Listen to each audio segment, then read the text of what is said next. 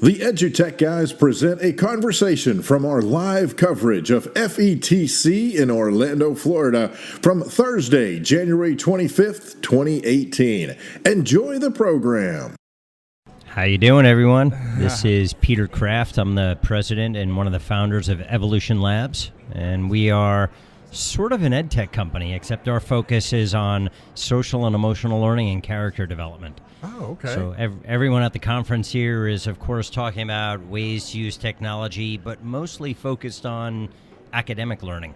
Right. Our focus is on using technology around SEL and character development. And we started in higher ed and work with colleges and universities around the country and schools and districts as well. Awesome, cool. That is really cool. And you did 3 sessions here.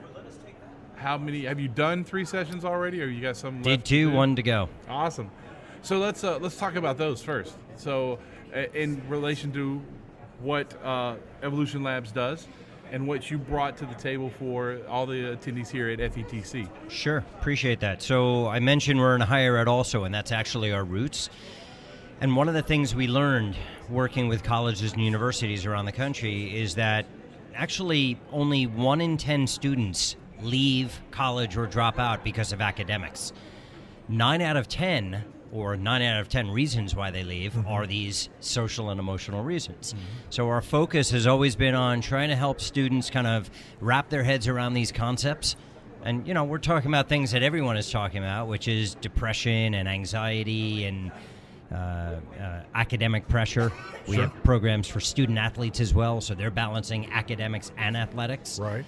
And really the approach is to, frankly, just try to meet students in their world, recognizing that they're more comfortable engaging in and consuming content through a device than in other ways. And especially the more sensitive the topic. And when you're talking about SEL, depression, anxiety, things like that, you know, kids don't want to be seen walking through the office and knocking on the principal's door and saying, hey, I've got a problem I'd like to talk to you about. Right. Nor do they want to raise their hand in front of their peers. So what we have found is that it's best to kind of engage them in their preferred learning environment. Okay. And then often we're also saying, hey, put the darn device down and go knock on someone's door and have a conversation with them and get the help you need. Yeah. Yeah. But that's I see where you're coming from. So you can get them comfortable, and then say, now it's time to take that walk and knock on that door. So, because sometimes, someone go, I would just go, what do I need to do? Okay, I'll go knock on the door. Listen, I'm having a hard time. But some kids have to be brought into that comfort zone to do that. Yeah, you actually, you hit it head on. We built a program called the NYU Wellness Exchange for NYU, obviously. And as I'm sure you could imagine, there's no lack of resources for students at NYU. The challenge was getting them to come in and take advantage of those resources.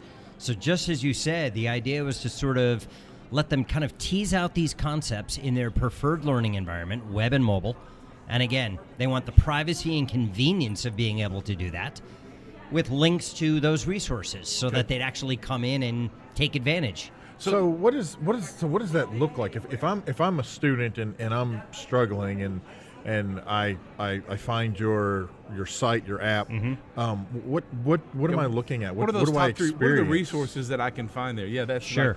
So basically the programs come in through the district or the school. Okay. And generally what we call these lessons are deployed to students through web or mobile devices. If a school's 1-to-1, it's loaded on their Chromebooks.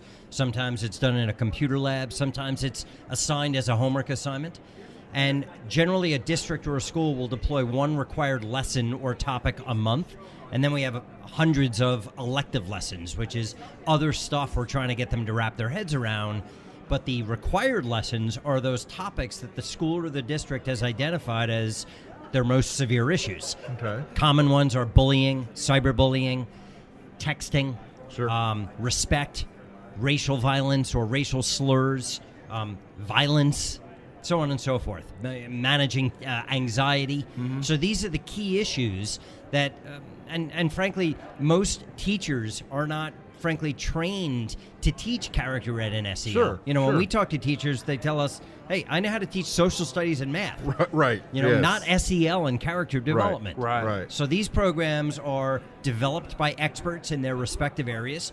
We've built a library, and then the school and the district gets to pick the topics they want, but they have our guidance as well. Cool. So after the students take this, and they run through the gamut of the lesson, how do you guys help the district take that information and say okay, now let's put these in the category so we can better address what the students' needs are? Again, you hit a really important point head on. So, as you guys probably know, there's not data that correlates a student's social and emotional wellness with their academic performance. Right. But without that data, it's purely anecdotal. Hey, Right. this kid is behaving, they're performing well academically, and they draw those correlations. But now there's data to do that.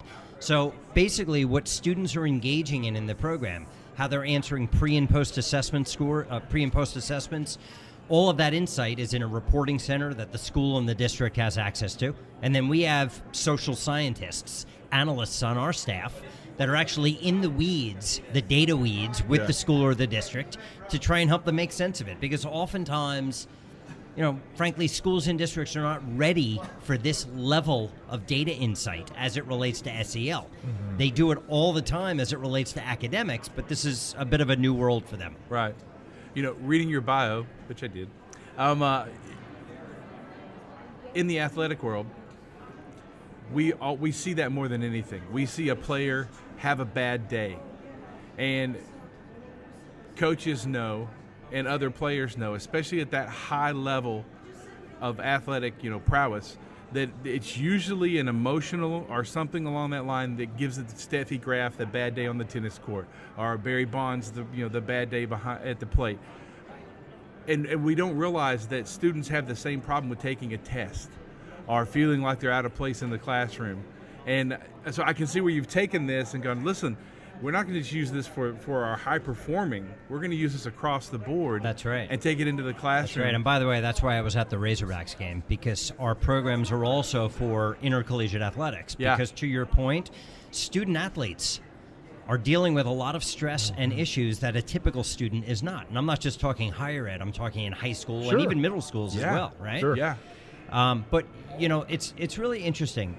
Ultimately, what this comes down to is that what might appear as an issue of performance or what might appear as an issue of academics, usually the root causality behind that issue is something deeper. It is depression. It is anxiety. It is test-taking anxiety, right? Yeah, we see that a lot. Test-taking anxiety is a big deal. You got a student who is phenomenal at doing the work, who's a bright student, but they hit that test, they hit the moment that I've got to get to first base, and it just You're falls looking apart at one of on those them. guys. Well, I understand it completely. It's I'm a professional musician also, so I get it. It comes time that you practiced it, it, and you've got to be in the right mind. Anything gets your mind off spot before you hit the stage, and you've got to perform it perfectly. You're deep in the water. That's right. But and it's not just that. It's interesting that you guys realize that and have taken it to that next level for schools to approach this, and it kind of gives that I don't know, is the word equity maybe, across the board, so other students don't feel so intimidated by what's happening in the classroom. Yeah, that's really interesting. A lot of the content in our programs is shaped around social norming. So really, oftentimes what it comes down to is that for kids in high school and middle school and elementary, they just don't have the coping skills to recognize that, it's okay to have a bad day. It doesn't mean you're having a bad life. Right. And so you use content in the form of social norming to help debunk a lot of myths about typical or atypical student behavior. Yeah. So the kids go through the resource. You help the district understand which kids need some, Then do you help the district provide that solution, that plan of attack to help these students get back on track? Well, sort of. Okay. So we have two key programs. Suite 360 is the one I'm describing to you. Think of that as preventative educational topics delivered to students throughout the year to try and get out ahead of the issues. Okay. And ultimately what it also does is it helps counseling services at schools better marshal their efforts to the kids that need the help the most. But we also have a program called ISS 360, which is for students in suspension and detention. And this program is for intervention and restorative justice. So after an infraction has occurred, so remember all those days you guys were in detention and suspension? Right. Okay, well, not much has changed. They're often still sitting there Sure. doing busy work, listening to music with their headphones on, or now they're, on their phones or whatever it is. Right. Now they're going through a module related to a respect issue, a tardiness or an absenteeism issue, a profanity issue, whatever that issue is. They go through that module, and the purpose of ISS 360 is, in fact, to reduce recidivism. So whereas Suite 360, we're trying to prevent the issue from happening in the first place, but recognizing, of course, that issues are happening regardless. Right. So then ISS 360 is to try and prevent them from doing it again. So, help me understand what does an actual lesson look like, or at least the introduction to a lesson. I don't know how extensive they are, so I don't want you to sit here for an hour. I can send you explaining, guys a link to kind of an overview video, and it shows you the program. But if you can imagine, it's much the same way as an interactive academic lesson. There's an article, there's a video, there's a heuristic, which is like an interactive, immersion learning module. Yep. Sure. So they go through a series of questions. They're reading an article, they're watching a video, they're answering pre and post assessments. They'll answer one or two survey questions. It's a very kind of interactive, it's not just text on a screen, because they don't want to read that, right? They don't want to engage in that stuff. Right. Yeah. So we've got these UI experts on our team also that have, I think, done an amazing job at trying to deliver content in a way that students are actually going to engage and consume it. Yeah. But That's our awesome. world is around the social and emotional wellness of the kids. That's awesome. And so is the content such that it is presented more? Is it presented? I don't want to use the word generically, but I'm going to say universally, versus directed at the student, or is it more personalized? It's directed at the student more than just a general. Here's what people suffering from depression, and I realize I'm not doing your system justice at all based on what I'm saying, but I'm trying to wrap my head around all of this. Is it? Let me just leave it there. Yeah. Is Well, it general, or is it specific to that person? Yeah. So we have different versions of content. Okay. And generally the versions are grade specific. Okay. We have versions of content that, as we talked about earlier, will deploy to a student athlete versus someone who's not a student athlete, because they're dealing with different pressures. Right. And one of the benefits of having brought in experts from around the world in their respective areas is we've got these sort of best practices and best approaches to dealing with issues and to developing content around these issues for students to consume. Okay. So the brief answer to your question is we have grade versions of the content. Okay. So even though every year we're talking to kids about bullying, third grade, fourth grade, fifth grade, we don't want them seeing the content in the same way year Sure. after year. So we have a grade version of that content. Okay. But in ISS 360, we're talking specifically to the kid as it relates to the infraction that they've Gotcha. committed. Yeah, that makes perfect sense. Yep. Yeah, I'm totally on board with You on board? the difference. Well,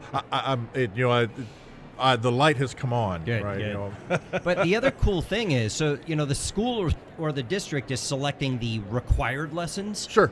But so you may be in the program doing your required lesson this week or this month on bullying, but then you may come across a module on cutting, Yeah. or on test-taking anxiety, or on depression that's not a required lesson. Right. So you can hone in on content that is specifically related to the issues you're going through. So, let's say that I'm a student in that exact situation, right? My district says that we are going to learn about cyberbullying, and I am a ninth grader, just for the sake of argument.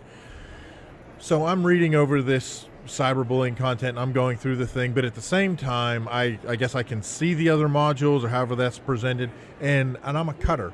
And so I happen to see an article on cutting, and because I'm a cutter, I want to see what it says about cutting. So I start reading through, and then as I'm reading through, I'm learning about things that may pertain to me, maybe some things that don't pertain to me, but what have you.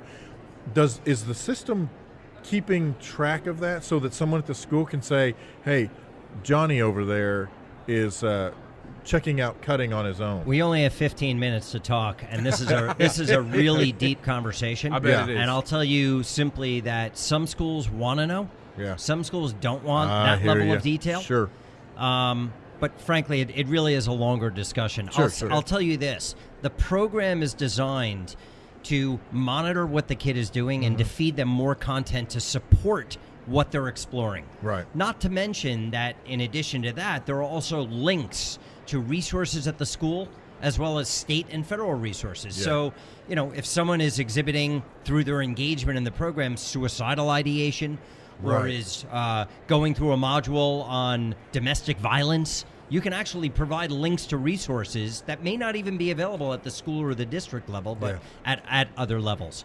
But you went really deep, and I'd love to go deep there with you, but that is a really complex bet thing it to is. discuss. Wow. Sorry, I didn't mean to go No, there. that was cool. I'm glad you went there. And I'm the time cop, so we're actually we're running out of time. But if anyone wants to get in touch with you, any of our listeners, what's the best way for them to get a hold of you? So at Kraft Peter on Twitter, and our website is evpco.com. Awesome. The products are called Suite 360 and ISS 360 in K through 12. But really, we're in the K through 20 landscape. As I said, we started in higher ed, but our passion is K through 12 right now. Yeah. Hey, well, Awesome. that is awesome. Yeah. man. Well, have a great rest of FETC. You've been listening to a recorded conversation from EduTech Guys live coverage of FETC 2018. For more information about EduTech Guys, visit edutechguys.com. And thanks for listening.